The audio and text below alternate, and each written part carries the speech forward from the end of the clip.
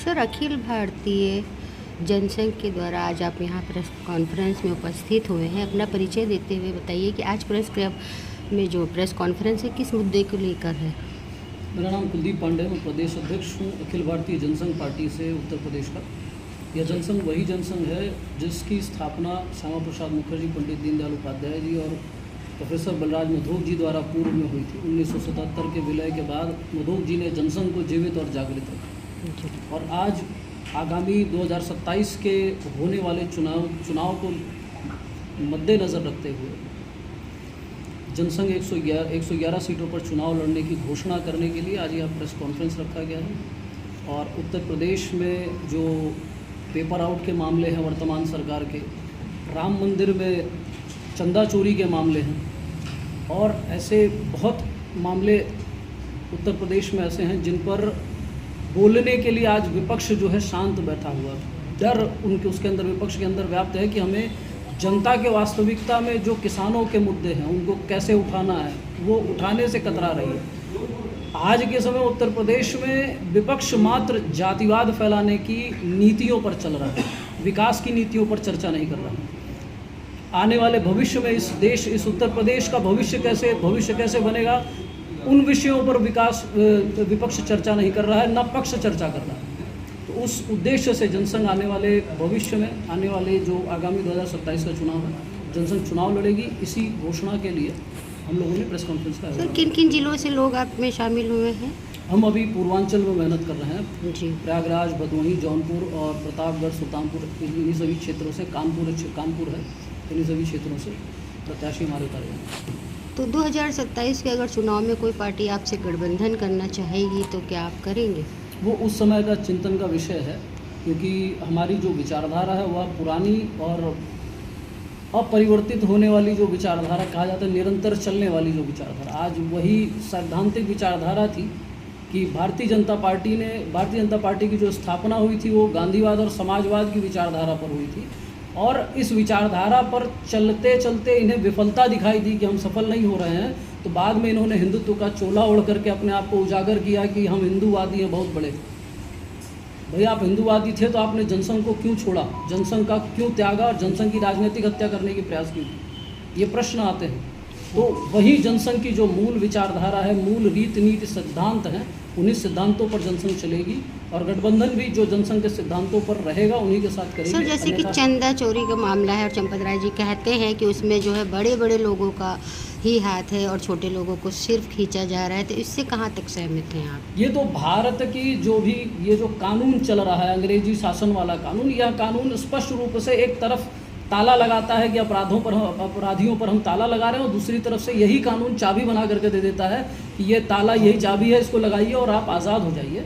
और यह जनता को सिर्फ बरगलाने का तरीका है समाज में कि हम कानूनी कार्यवाही कर रहे हैं। लेकिन कई पेच ऐसे हैं कि जहां आदमी जेल तो जाता है लेकिन उसकी रिकवरी कभी आज तक आपने सुना नहीं होगा।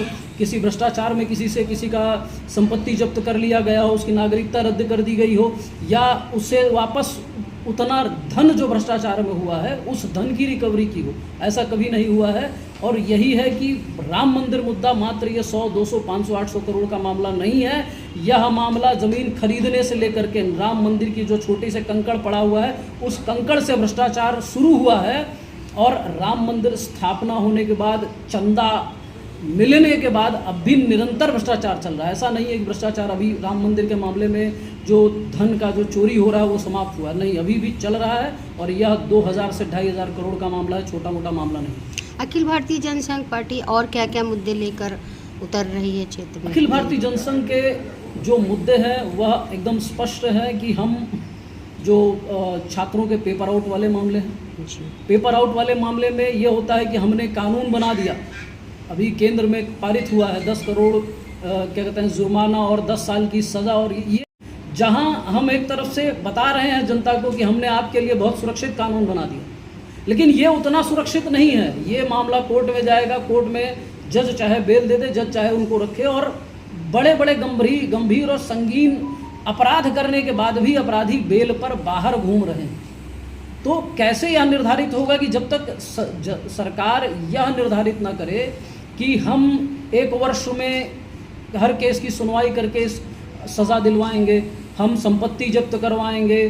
जब तक व्यक्ति के ऊपर जब तक आक्षेप नहीं आएगा कि हमारा भविष्य बर्बाद हो सकता है, तो उन नियमों को सुरक्षित करने के लिए जनता ये जनसंघ चुनाव लड़ेगी।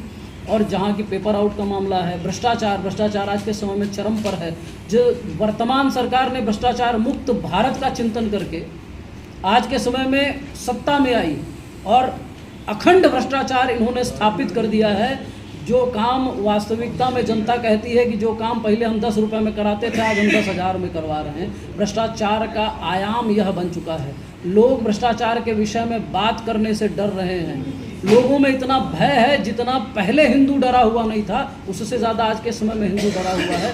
वर्तमान सरकार ने ये स्थिति देश की बना रखी है। किसानों का भी वही हाल, किसान परेशान है, चाहे वो खाद को लेकर के हो, चाहे वो यूरिया की बात हो। यूरिया कही गई भारत में बनाई जाएगी, लेकिन आज के समय में आप यूरिया की बोरी पे चेक करिए, वो विदेश से इंपोर्ट हो रही। तो जनता को जो भ्रम, ये जो जुमले सुनाए गए, जुमले बताए गए कि हम समृद्ध भारत ऐसे बनाने वाले हैं, तो सरकार पहले समृद्ध प्रदेश बनाने पर चिंतन करने क्यों नहीं करती? प्रदेश की स्थिति, युवा रोजगार के लिए परेशान है, उनको रोजगार की आवश्यकता है, रोजगार उनको नहीं मिल रहा। युवा ऐसी स्थिति हो गई कि युवा अब रोड पर उतर रहे हैं और खुलकर बोलना शुरू कर दिए।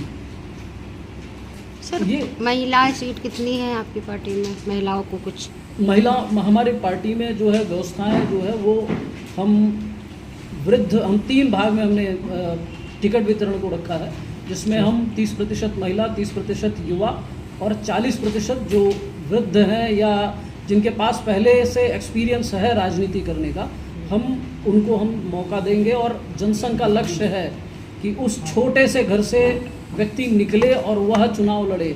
जो कानून कहता है, जो संविधान कहता है कि 25 वर्ष का लड़का विधानसभा और लोकसभा का चुनाव लड़ सकता है, लेकिन आज की स्थिति ऐसी है कि साधारण व्यक्ति विधानसभा लोकसभा चुनाव लड़ ही नहीं सकता। उसको व्यवस्था उस स्तर की चाहिए। तो जनसंघ वो देना चाहता है समाज को कि आम व्यक्ति जब तक सदन में नहीं पहुंचेगा, वो अपनी पीड़ा जब तक सदन में जाकर के नहीं बताएगा, तब तक ना सदन को कुछ पता चलेगा, ना सदन उन विषयों पर चिंतन करेगी, ना देश में या क्षेत्र में परिवर्तन आएगा।